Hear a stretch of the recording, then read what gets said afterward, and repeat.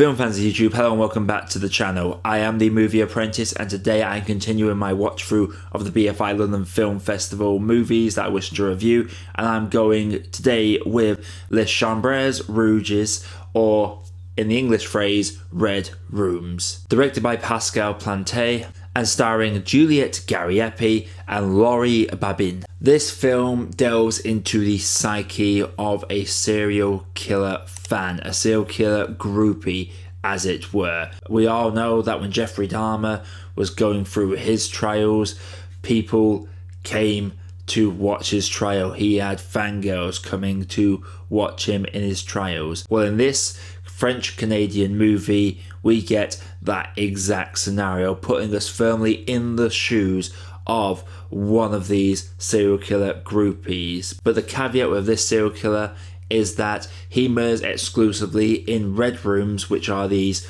private video call chat rooms on the dark net where people can watch them commit these heinous crimes for a small fee, of course. I went into this one expecting a courtroom drama, to be quite honest. I expected it to be from the shoes of this groupie watching the court case unfold, and the film, while it does start out giving that sort of vibe in a very, very fantastic opening statement sequence, but the film spends a good portion away from the courtroom and follows two groupies, our main one being Kelly-Ann and the other one being Clementine. Both are there to watch this serial killer's trial, and the actor who plays the serial killer, by the way, is fantastic in how little he does. I'll get into him shortly, but there is something about the subtlety of that performance that really got me to feel genuine chills. But the way these two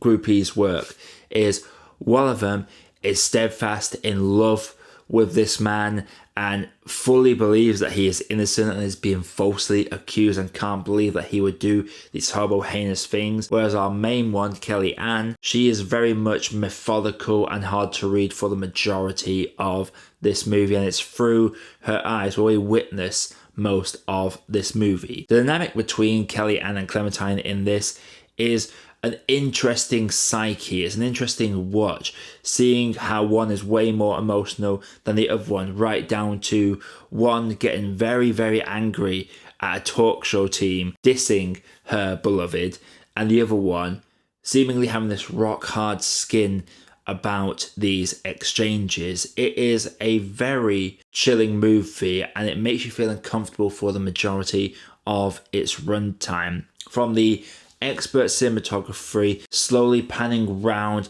this courtroom during a opening, I think it's 5 to 10 minutes of just the opening statements in this courtroom scene, and using that camera work to slowly bring our attention away from the courtroom back to the perspective of Kelly-Ann, so we know it is very much her story. The film does something very good, which is it uses score and sound to give us the scale of the horrors. We never see these red rooms in action. We never see the brutal killings of these young girls, one of them which is as young as 13. We instead are led to hear certain effects and let our minds fill in the gap. Like another film that received wide acclaim from people I spoke to at the festival, this film also gives us a lot of horror in what it doesn't show us. There was one scene in particular in this that I will not spoil, but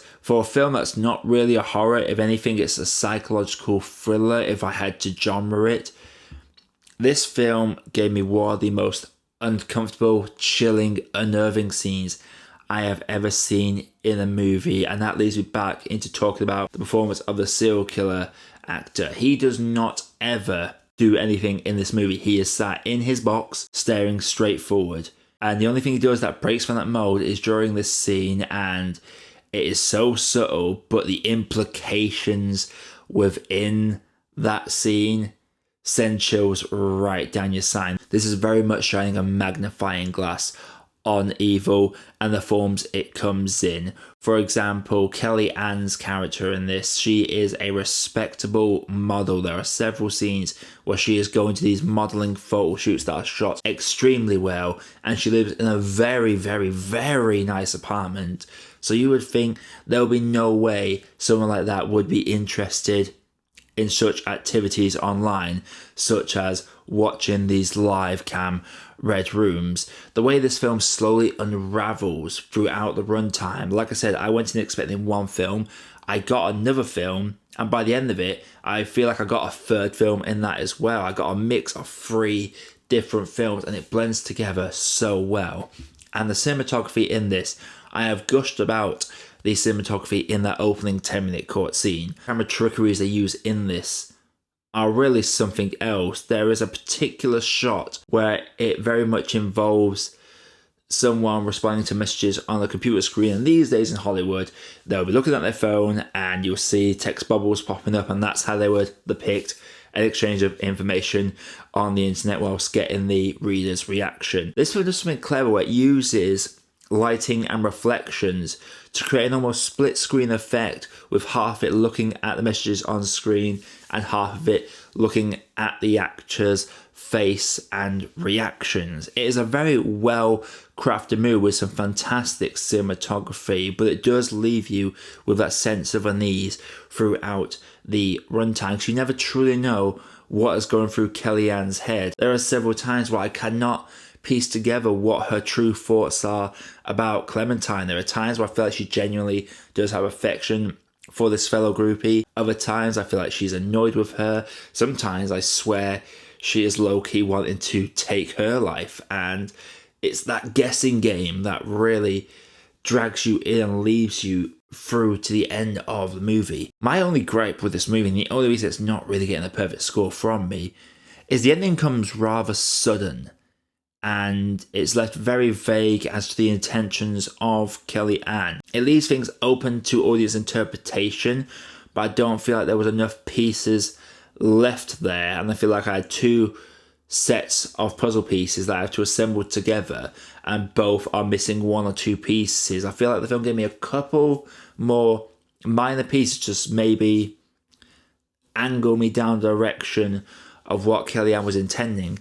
Then maybe I could have given this a perfect score. Because of how sudden it ends and the ambiguity of what happens to one of the characters leads me wanting a little bit more, and that is saying something, because this is a person that, let's not forget, is watching red rooms, paying to watch people get murdered in these brightly lit red rooms, and somehow I managed to low-key care about what happened to him at the end, not majorly like in a great protagonist way, but just in a curiosity kind of way. And just quickly going back to that chilling scene I mentioned, the way the visuals play out, the implications, the subtle facial reactions of the actors within the scene, and this powerful bit of score that half blends music and half blends sound effects from those red rooms. The sound of chainsaws, the sound of screams distorted.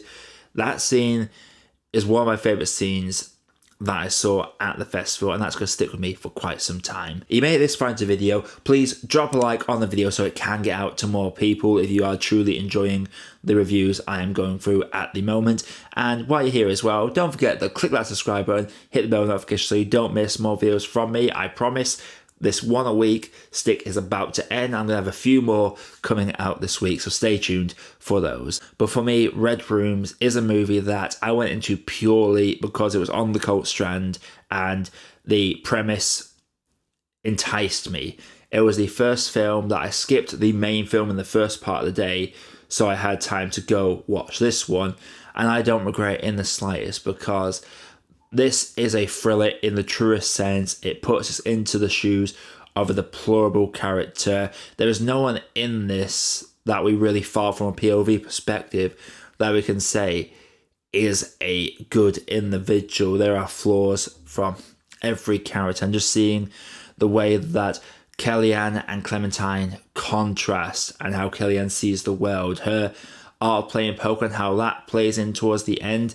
The fact that a scene of someone winning something and then being overjoyed over the moon for it, that should give you a sense of joy seeing your main character succeed in an endeavour. But in fact, you feel a little bit sick at what they are celebrating. I feel like that is the point of this movie. It takes everything you know about following a lead protagonist and flipping it so every small thing they do disturbs you ever so slightly. For me, I'm going to have to say that Red Rooms, or Les Chambres Rouges, is a great cup of tea. So Red Rooms, that comes out at the turn of the new year. If you have seen it at that point, do let me know what you thought about it down in the comments below. Again, you made it this far. Don't forget to click like, hit subscribe, follow me on the socials, the letterboxes, your X's, Twitters, whatever you want to call it, all that good stuff. Coming up on the channel, I aim to get my review of Stop Motion and All of Us Strangers out either tomorrow or the day after, so stay tuned for that.